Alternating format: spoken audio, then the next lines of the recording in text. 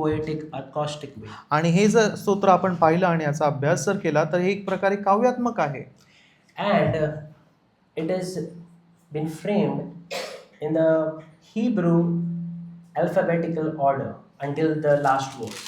आणि हे जर आपण पाहिलं तर ते हिब्रू भाषेतल्या बाराखडीसारखं आहे सुरुवातीपासून शेवटपर्यंत. Just like we have A, B, C till Z, in the same way they have the Hebrew letters. आणि ज्या प्रकारे आपण इंग्लिशमध्ये ABC पाहतो त्याच प्रकारे ह्याची संरचना आहे. So if verse 1 is A, verse 2 starts with B, letter B, verse 3 starts with letter C. आणि हे जर स्तोत्र आपण पाहिलं तर ह्याची रचना अशा प्रकारे आहे की पहिलं वचन हे A पासून आणि दुसरं वचन B पासून ह्या प्रकारे ते लिहिलं गेलं आहे. In the Hebrew context, it was framed in such a way so that the people can memorize this psalm in the congregation. आणि ह्याची संरचना अशा प्रकारे केली गेली होती किंवा त्यामागचं कारण होतं की ज्याद्वारे लोकांना त्याची आठवण राहावी किंवा ते सहजरित्या त्यांचं पाठांतर व्हावं. To put emphasis on the psalm. आणि त्यामध्ये त्याचं महत्त्व त्याचं समजण्यासाठी. So we don't know when this psalm was exactly written. आणि हे स्तोत्र कधी लिहिलं आहे त्याबद्दल निश्चित अशी तारीख आपल्याकडे नाही. But what we know is it is written by David in the time of affliction. परंतु या बाबतीत आपण निश्चित आहोत की हे स्तोत्र दाविदाने लिहिलं आणि तो जेव्हा संकटात होता त्यावेळेस त्याने हे स्तोत्र लिहिलं.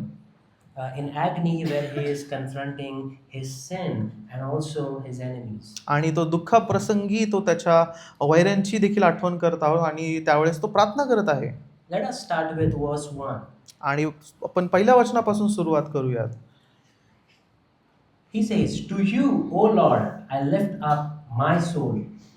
आणि वचन 1 मध्ये म्हणतो, हे परमेश्वरा तुझ्याकडे मी आपले चित्त लावतो. Lifting up his soul is a sign of complete surrender unto Lord. आणि हे स्वतःचं चित्त उंचावणं किंवा त्याच्याकडे लावणं हे प्रकारे स्वतःला एक प्रकारे देवाच्या बहाल करणं किंवा त्याला सुपूर्त करण्यासारखं आहे. In verse 2, David says, "O my God, in you I trust, let me not be put to shame." आणि मग दुसऱ्या वचनामध्ये तो म्हणतो की परमेश्वरा तुझ्यावर माझी श्रद्धा आहे आणि माझी फजिती होऊ देऊ नकोस. Let not my enemies exult over me. आणि माझ्या वैऱ्यांना माझ्यावर विजय होऊ देऊ नकोस. David's trust is in his Lord. आणि इथे आपण पाहतो दावीदचा विश्वास देवावर आहे. Where he waits on the Lord to act and he knows and he prays that may the Lord not put him to shame. आणि त्याचा देवावर विश्वास आहे आणि तो ते वाट पाहत आहे आणि योग्य वेळेस देव त्याला विजयी करणार आहे आणि त्याला फजित होऊ देणार नाही. And in verses 1 till verses 7, it's described as David's prayer of trust and guidance. आणि वचन 1 ते 7 हे जर आपण पाहिले तर दाविदाची एक प्रकारे विश्वासाची प्रार्थना आहे आणि त्याद्वारे तो देवावर त्याचा असलेला भरोसा सांगत आहे. Trusting in the Lord and guidance from the Lord. आणि देवावरती भरोसा ठेवणं आणि देवाकडे मार्गदर्शन पण मागणं. Then in verse 4 he says, "Make me to know your ways, O Lord. Teach me your paths." आणि वचन 4 मध्ये हे परमेश्वरा तुझे मार्ग मला दाखव, तुझ्या वाटा मला प्रगट कर. Verse 5, "Lead me in your truth and teach me, for you are the God of my salvation, for you I wait all the day long." आणि वचन 5 मध्ये तू आपल्या सत्पथाने मला ने, मला शिक्षण दे, कारण तूच माझा उद्धारक देव आहेस, मी तुझी नित्य प्रतीक्षा करतो. So what are Lord's ways? आणि मग आपल्या देवाचे मार्ग काय आहेत? Lord's ways are his manner of acting and his revealed will, like how he governs his world and how he calls his people to live. आणि मग देवाचे मार्ग असे आहेत की त्याद्वारे देव त्याची इच्छा दाखवतो आणि तो सार्वभौम कसा आहे आणि त्याद्वारे त्याचे मार्ग कसे आहे हे तो दाखवतो. It's like David asking God to teach him how to live and help him understand how God works. आणि मग ते अशा प्रकारे आहे की देव त्याला सांगत आहे की त्याचे दिवस किंवा त्याचे मार्ग कसे आहेत आणि त्या मार्गामध्ये त्याला कसं राहावं लागेल. Such a beautiful prayer it is. आणि किती अद्भुत आणि सुंदर अशी प्रार्थना इथे आहे. When I used to go through this psalm back in the day, it became my prayer. आणि मी काही वर्षांअगोदर जेव्हा या स्तोत्रातून जात होतो तेव्हा माझी देखील प्रार्थना अशा प्रकारे झाली. That make me to know your ways, O Lord. आणि मग ती अशी होती की प्रभू तुझे मार्ग मला कळू दे. It's so true in each and every one of our lives. आणि हे किती सत्य आहे आपल्या सर्वांच्या जीवनासाठी. Now, what are God's paths? his paths. आणि देवाचे सतपथ ओळखणं किंवा ते त्याच्याबद्दल माहिती असणं. God's paths are the course or the way of life that He sets before His covenant people, like obedience, holiness, wisdom, truth, and dependence on Him. आणि मग हे जे मार्ग आहे ते आपल्याला त्याचं आज्ञापालन, त्याच्यावर विश्वास ठेवणं, त्याच्यावरती चालणं आणि त्याच्यावर अवलंबून राहणं, या सर्व काही गोष्टी त्याद्वारे तो शिकवतो. So David says, "Oh, teach me your paths." आणि म्हणून इथे दावीद पण तशीच प्रकारे प्रार्थना करतो आणि म्हणतो की प्रभू मला तुझे मार्ग कळव Help me to live a life that you want me to live. आणि प्रभू मला असं जीवन जगण्यास सहाय्य कर जे तुझ्या इच्छेनुसार आहे. In verse 6, he says, "Remember your mercy, O Lord, and your steadfast love, for they have been from of old." आणि वचन 6 मध्ये हे परमेश्वरा तू आपला कळवळा व वात्सल्य आठव, ती पुरातन काळापासून आहे. The same mercy and this love is covenantal in nature. आणि ही दया आणि कृपा तीच दया आहे आणि तीच कृपा आहे जी कराराची आहे. God loved Adam and had mercy on him. आणि देवाने आदामावरती पण तशाच प्रकारे त्या कराराद्वारे दया आणि प्रीती केली. God loved Moses and had mercy on him. आणि देवाने मोशेवरती देखील तशाच प्रकारे दया केली आणि प्रीती केली. And same with David as well. आणि मग इथे आपण या सूत्रामध्ये ती दाविदासोबत देखील केली. So David here is calling the Lord to remember His mercy, O Lord, and your steadfast love, for they have been from of old. आणि मग दावीद इथे देवाला आठवण करून देत आहे, प्रभू तुझा कळवळा आणि वात्सल्य आठव, कारण ती पुरातन काळापासून आहेत.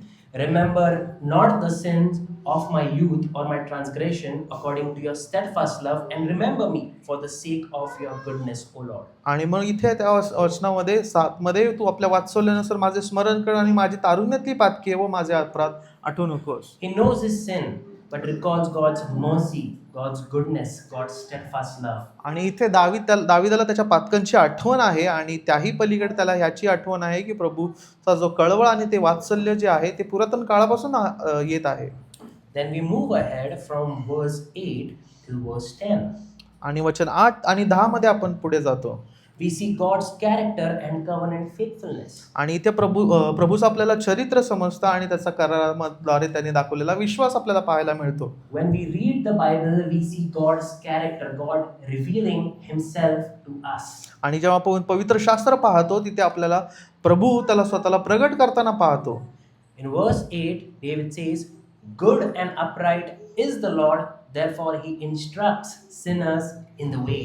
आणि मग वचन 8 मध्ये तिथे पाहायला मिळतं आपल्याला की परमेश्वर उत्तम व सरळ आहे आणि म्हणून तो पातक्यांना सन्मार्ग दाखवतो. He is the fountain of goodness. आणि एक प्रकारे मग तो चांगुलपणाचा उत्पादक आहे. He is upright, and in all His ways are upright. आणि त्याचे सर्व मार्ग सरळ आहेत आणि ते सतत सरळच And He आहेत. leads the sinner and guides the sinner. आणि तो तिथे मार्गदर्शन करतो आणि त्यांना मार्ग दाखवतो. In verse 9, He says, He leads the humble in what is right and teaches the humble His way. आणि मग वचन 9 मध्ये पण पाहतो की तो नम्रजनांना न्यायपथाला लावतो आणि तो दीनांना आपला मार्ग शिकवतो.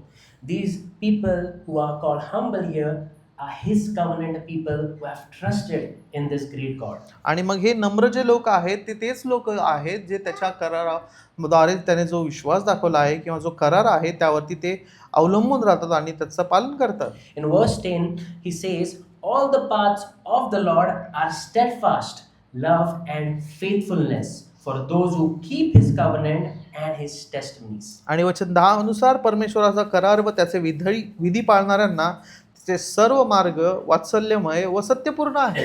Not some paths of the Lord, but all the paths of the Lord are steadfast, love and faithfulness. आणि इथे आपण विशेष करून पाहतो फक्त एकच मार्ग नाही तर त्याचे सर्व मार्ग वात्सल्यमय आणि सत्यपूर्ण आहेत. God acts according to His covenant, according to His promise. आणि इथे आपण पाहतो की प्रभू त्याच्या करारानुसार वागतो आणि तो पाळत राहतो. And He has always been faithful to His covenant and is always faithful. आणि तो नेहमी त्याच्या कराराबद्दल विश्वासू होता. Then we move ahead from verse 11 till verse 15. आणि पुढे जाऊन आपण वचन 11 ते 15 मध्ये जातो. We see the blessing of fearing the Lord here. आणि इथे आपण पाहतो की परमेश्वराचं भय बाळगण्याबद्दल किंवा त्याद्वारे मिळणारे आशीर्वाद. It's David's cry unto the Lord to pardon him for his guilt. आणि इथे तो देवाकडे आरोळी मारतो की त्याच्या जी गिल्ट आहे त्याबद्दल तो देवाला क्षमा मागतो. In verse 11, he says, "For your name's sake, O Lord, pardon my guilt, for it is great." आणि इथे पाहतो वचन 11 मध्ये की हे परमेश्वर तू आपल्या नावासाठी माझी दुष्टाईची क्षमा कर कारण ती फार झाली आहेत. Who is the man who fears the Lord? Him will he instruct in the way that he should choose. आणि वचन 12 नुसार परमेश्वराचा भय धरणारा असा मनुष्य कोण?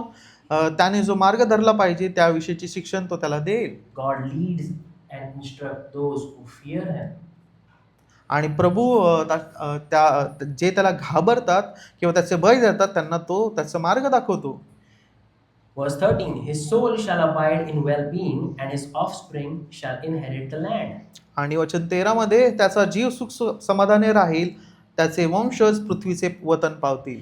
Verse 14, the friendship of the Lord is for those who fear him, and he makes known to them his covenant. आणि वचन 14 मध्ये परमेश्वराचे सख्य त्याचे भय धरणाऱ्या बरोबर असते, तो आपला करार त्यांना कळविल. It's not the people who rebel against God are friend of God, but those who fear the Lord in holy reverence. आणि इथे आपण पाहतो की जे परमेश्वरासोबत वैर धरतात त्यांची मैत्री परमेश्वरासोबत नाही तर परमेश्वराची मैत्री अशा लोकांसोबत आहे जे त्याचे भय धरतात.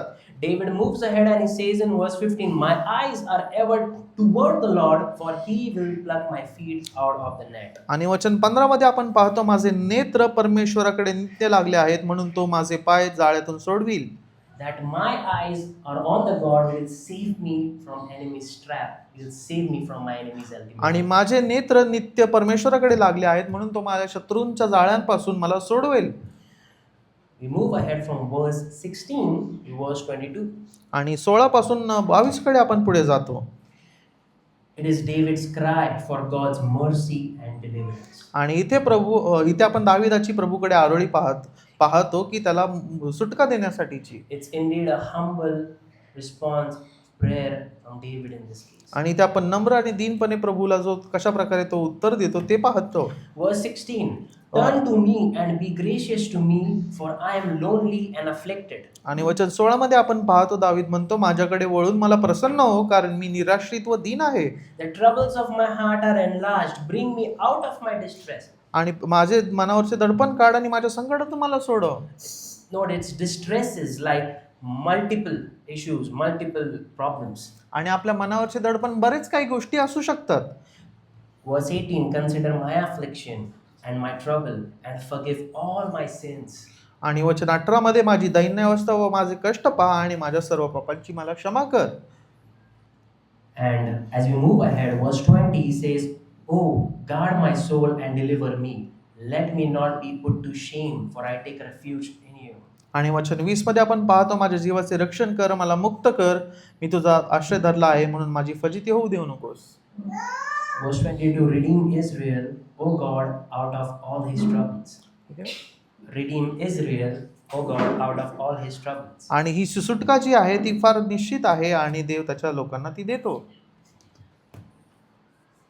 We have a God who is a covenant keeping God. आणि आपला देव जो आहे तो करार पाळणारा देव आहे. David knows this. आणि दाविदाला हे ठाऊक होतं. God who has saved his nations time and time again from the enemies. आणि आपण पाहतो देवाने त्याची राष्ट्र वारंवार बऱ्याच वेळांमध्ये ते वाचवले. This is David's God of salvation. आणि हाच तो दाविदाचा देव आहे जो तारणाचा देव आहे. A God who has established a covenant with David. आणि तोच देव ज्याने दाविदासोबत पण करार केला होता. In 2 Samuel. आणि दुसरे शमूएल मध्ये आपण ते पाहतो. That his throne, that David's throne and kingdom will endure forever. आणि दाविदाचं जे राजासन आहे ते सदाचं आहे. But we know that David was not a perfect man. परंतु आपणास ठाऊक आहे की दावीद हा एक परिपूर्ण मनुष्य नव्हता. Also his son Solomon wasn't a perfect man, we know that. आणि त्याचा पुत्र देखील जो शल्मोन आहे तो देखील परिपूर्ण मनुष्य नव्हता. And all the descendants and the offspring of the David from there, they were not perfect people. आणि पुढे जाऊन त्याची संतती आणि त्याची सर्व वंशज कोणीच परिपूर्ण नव्हतं. They all were sinners. आणि ते सर्व पापी होते. Just like all of us. आणि आपल्या सर्वांसारखेच. And they all died eventually. आणि ते त्या सर्वांचा मृत्यू झाला पुढे जाऊन. But how can God fulfill this covenant where He says that David's kingdom and throne will endure forever when David is dead? आणि मग जर सर्वांचा मृत्यू आहे तर मग हा देव ज्याने तो करार केला होता की त्याचं राजासन हे सदैव राहील, तर ते कशा प्रकारे पूर्णत्वास येईल. Years later, we see the greater son of David, our Lord Jesus Christ. आणि पुढे जाऊन आपण पाहतो जो मोठा दावीद, जो प्रभू येशू ख्रिस्त आहे, तो दाविदाच्या वंशामधून येतो Who lived a perfect life for us, आणि ज्याने परिपूर्ण जीवन आम्हा सर्वांसाठी जगलं who died for us on the cross of Calvary, आणि ज्याने त्या वधस्तंभावरती मृत्यू दिला आम्हा सर्वांसाठी, who took our sins on Himself. आणि त्याने सर्व पातके त्याच्यावरती घेतली He died and rose again on the third day. आणि तो मेला आणि पुन्हा उठला आम्हा सर्वांसाठी तिसऱ्या दिवशी. He ascended and is seated at the right hand of the Father, आणि तो वर घेतला गेला आणि तो पित्याच्या उजव्या हाती बसला आहे ruling over everyone and everything. आणि सर्वांवरती तो राज्य करत आहे आणि सर्व गोष्टींवरती देखील तो राज्य करत आहे. And whosoever believes in Jesus Christ will be saved. आणि जो कोणी त्याच्यावर विश्वास ठेवतो तो वाचवला जाईल. And David's covenant that God made with him, Christ's throne will be forever. आणि पुढे जो दाविदासोबत जो करार केला होता, त्या करारामध्ये जो प्रभू येशू ख्रिस्त आपण पाहतो, त्याचं जे राजासन आहे ते सदैव टिकणार आहे. Christ's kingdom will endure forever. आणि ख्रिस्ताचं राज्य सदैव राहणार आहे आणि सदैव राहील. Where the human kings died, they failed. आणि जे मानवी राजे आहेत ते मृत्यू पावले आणि ते अपयशी ठरले.